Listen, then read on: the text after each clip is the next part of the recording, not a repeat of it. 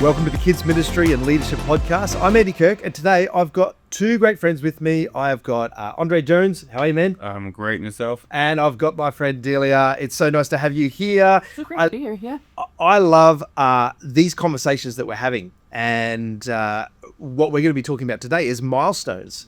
And really what we mean by milestones is just those critical moments that happen across a child's life, a family's life, things we celebrate, and ways in which the church can really magnify those moments. I think sometimes we can miss those key moments that matter most to the family. We sometimes think what matters the most is our curriculum scope, teaching. We refine all these things, and all the parent is like, man, I just wanted to get an Instagram picture of my child getting dedicated. And so that's really what we want to dive into today. So let me start with you, Delia. What would be for you at Radiant Church? What's something that you go, okay, if you could scale it all back and just do one milestone moment, and we're going to cover a whole lot, but I know it's a hard one. I know it's a hard one, Paul. I know it's a good one. But what do you think, or what do you see as the families that just go, wow, that one mattered a lot to me. That hit hard. Oh gosh, there's so many. Between child dedication and baptism. Child dedication sets them in the right direction and creates that intentionality that we're here with them. But baptism is my absolute favorite because you get to see that all of that investment of our, not just our church, but them as parents has actually turned into them making a decision and going public with their faith. And so for us at Radiant, we do it on the main stage with everybody else. So we don't have a separate kids baptism, which has just been a value of they value, and their decision is just as important as an adult's. Yeah. And so they're getting baptized on the stage in front of our whole church. And that is my absolute favorite. Yeah. I love that. And we're going to dive into both of those aspects, the baptism and also the child dedication. So Andre, we might come back to child dedications in a minute. Yeah. I want to tackle baptism because, all right, you maybe touched on one that is... It's a little controversial sometimes. Yeah, absolutely. Yeah. And I've worked in two multi-site churches that had opposing views on child baptism. And so they were a little bit, one, which was, no, we don't baptize until a certain age. They said it. And the other was, well, look, we're okay with that if the parents, I could argue both sides of the fence here, because if you say, sure, as long as the parents, sometimes the parents are putting the children into baptism to appease their own desire, absolutely, affirming their, they want to do it together, right. And then on the other side, to not have an age, it's like, well, I know that my child had a significant experience with Christ at the age of 9. So if I'm there, do I just have to wait? And so can you help maybe those that are watching and listening, give a framework of even how you're able to even get to that point that you go, no, this actually is a good thing. That they're getting baptized. Yeah, I mean, we've had to wrestle through that a lot because of all of those components that you talked about, and we've had those real situations in front of us. And so really for us, it's if a kid has made a decision, if it comes up through a small group leader, if it comes from a parent, and we talk about baptism on a regular basis in all of our kids' experiences. We wait until the kid is starting to ask. So we kind of put it out there, but then when they start to say, hey, I want to get baptized, what we do is then we have kind of like a process that they go through just to make sure that they really understand the decision that they've made. So with that, we have a little course that they take that they can watch some videos with their parents about why we get baptized, what's the decision that you made. And then the kids director at our campus who's connected with them does a little interview. And so they just connect with them. They ask basic questions about, why do you want to get baptized? What is sin? Just kind of those basics to make sure that they understand. And we kind of have a guide of second, third grade is when we're more open to them getting baptized, but it's not like a cut and dry because there's kids that are 100% ready at 6, 7 years old, and then there's some where it's like, hey, we want to have them wait until they're going to know for sure when they grow up that was the moment that I decided to follow Jesus for the rest of my life. I love that there's just a process, and so I'm even to those that are listening, don't overcomplicate it. No. And I love that there's maybe a short video series that they can watch with their parents. Yeah. Just to be able to ask this. Andre, do you do something in that baptism space? We're very similar in that, but we made a shift just to really incorporate, talking about bringing the families together. Yeah. So what would happen a lot of times is the kid would make a decision to trust Christ, and the parent would come to us and they say, my kid wants to get baptized, like, here you go. Yeah. And it would frustrate me because I'm like, no, like, this is your moment. Like, we don't want to steal this moment from you. And so we probably the youngest I've seen baptized is probably like kindergarten, 6 years old or so. But normally, to your point, we probably see about 6, 7, 8, all that good stuff. And those kids are there. But resource in the families has been huge. Yes. Because we can celebrate that milestone and then get baptized and they do communion for the very first time. And then that's it. And so what we want to do is make sure that baptism celebration and milestone has legs and outlives just that Sunday or that Saturday experience. It's a different resources. Maybe it's a 30-day devotional. Maybe it's maybe that's where they get their first Bible as well. Right. But what will help that sanctification process continue instead of just got baptized and then put that plaque on the wall and back to being me. And that's what it's been. And so we can't stamp that anymore. Let me pick up on a similar thought, but back to what we were talking about with around a child dedication. Yeah. Because you mentioned maybe their first Bible or getting that photo to put it on the wall. Mm-hmm. But that dedication moment's got to be a bit more than that. It has to be almost charging the parents with this discipleship. Yeah. Can you talk us through your even some of those aspects of child discipleship? Yeah. When it comes to that dedication moment. Yeah, so we actually bring all the families on the stage. And so every family comes in and we do a charge to the congregation. Yeah, so what we're doing is we're saying, hey, this is not just a cute and cuddly moment. This is you being willing to fight for this family, prayer for this family. And as much as the dedication is about the kid, it really is about the parent and being able to walk alongside them. Yeah. And so we want to offer some resources, whether we do a little equipping center. So there's training that the parents can get.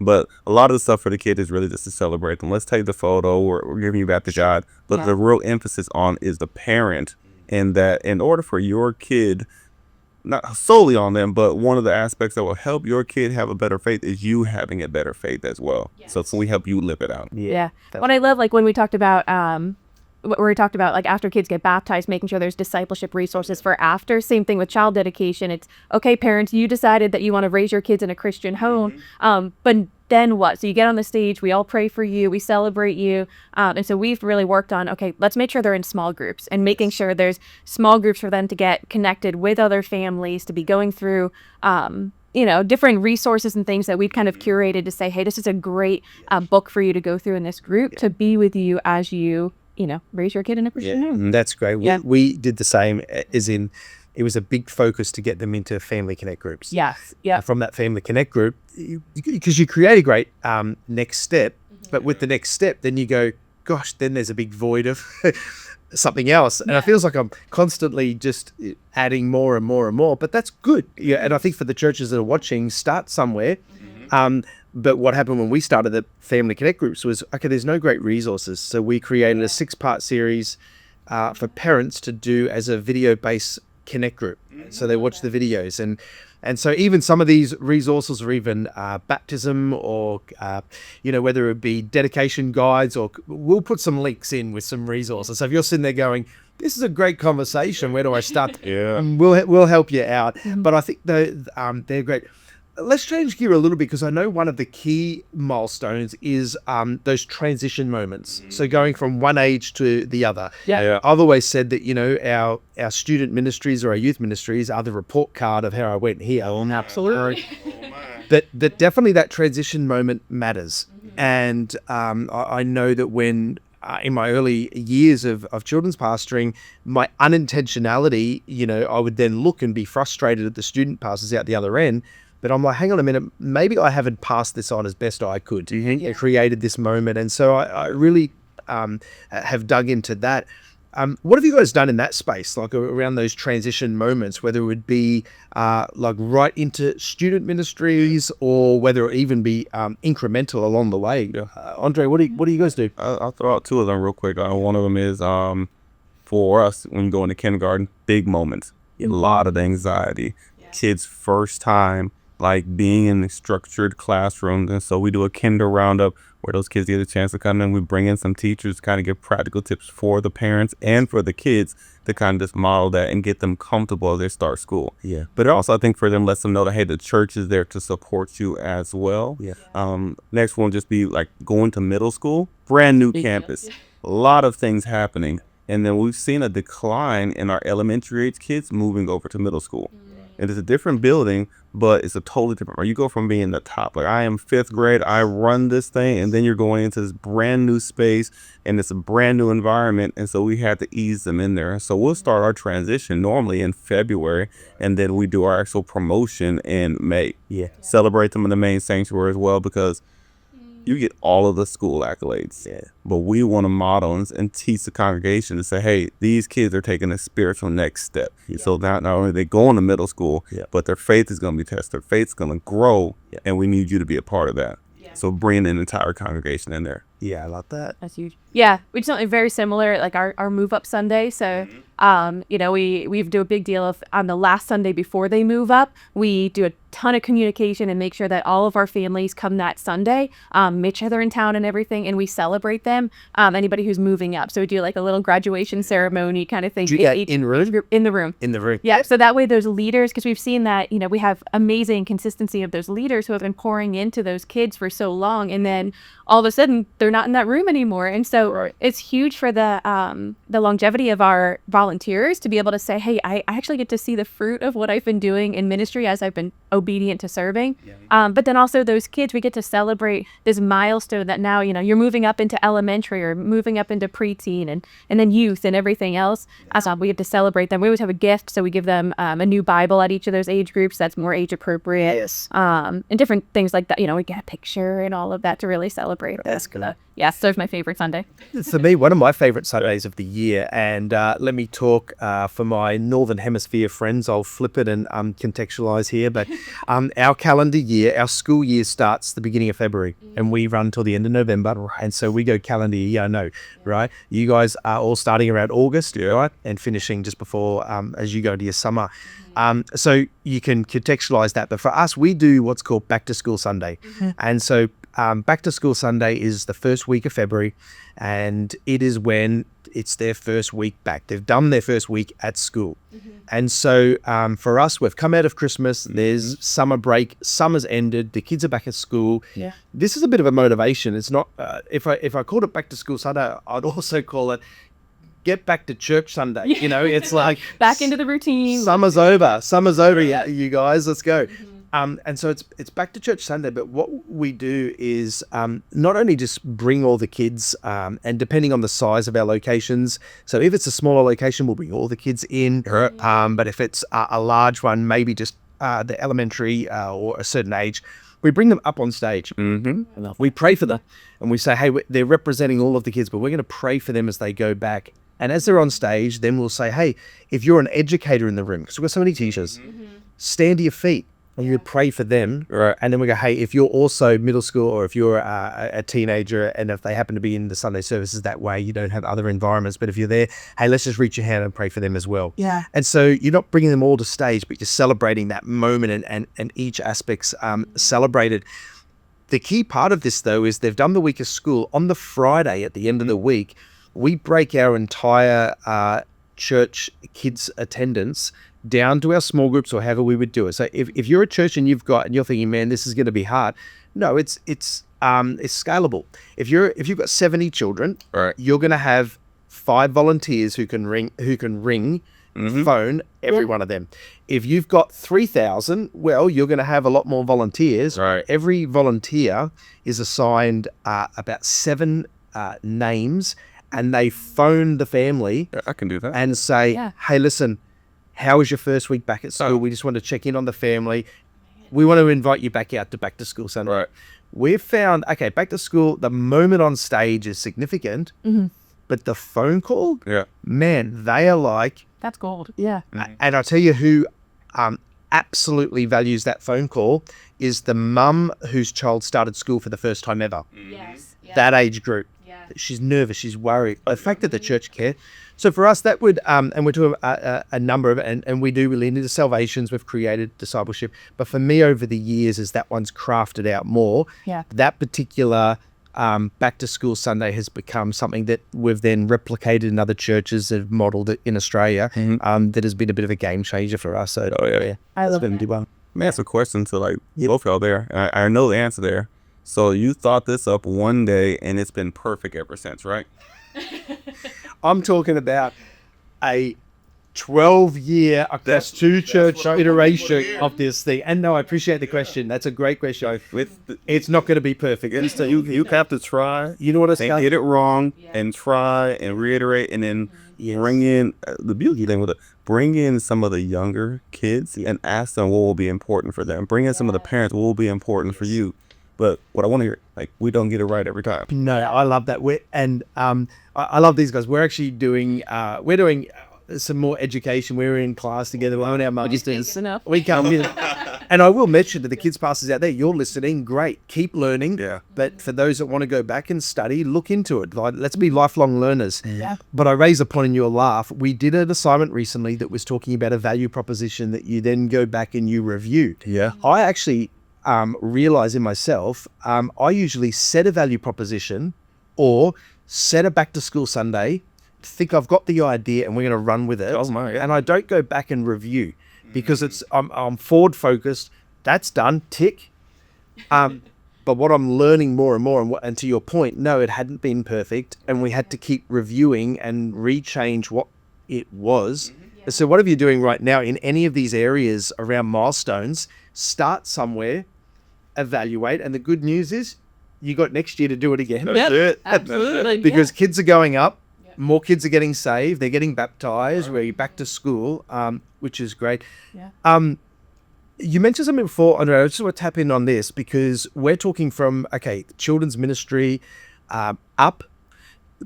A lot of what we're talking about is actually whole church integration. Right. Yes. How would you say that you have had to go to your senior leadership to say, hey, can we get on the main stage with this back to school Sunday? Or, hey, I want to do this class. I want to...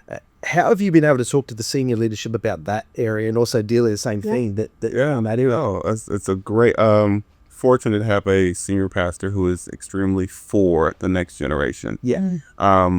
But just like we're building the value propositions, he's a business mindset, and so you can't just pitch something and say, I just want to get stage time. Why? And so I think it's thinking through the holistic church. Who's going to be impacted by why should we do this? How long will this impact last? And so I think it's knowing your leader to then bring it to where they can understand, but also understand that feedback is a gift. And I got to look in the camera for that one. Like, feedback is a gift because you're going to bring something that you're going to think it's wonderful and they're going to scrap it up. Like, we've gotten some grades that it's scrapped up. And then you're like, okay, but it's going to be better. And so I think it's just bringing it and giving them the whole picture of it, but then to give it legs. Like, does this last past the weekend? And does it impact a greater, or if it only impacts like 5%, do it in your environment.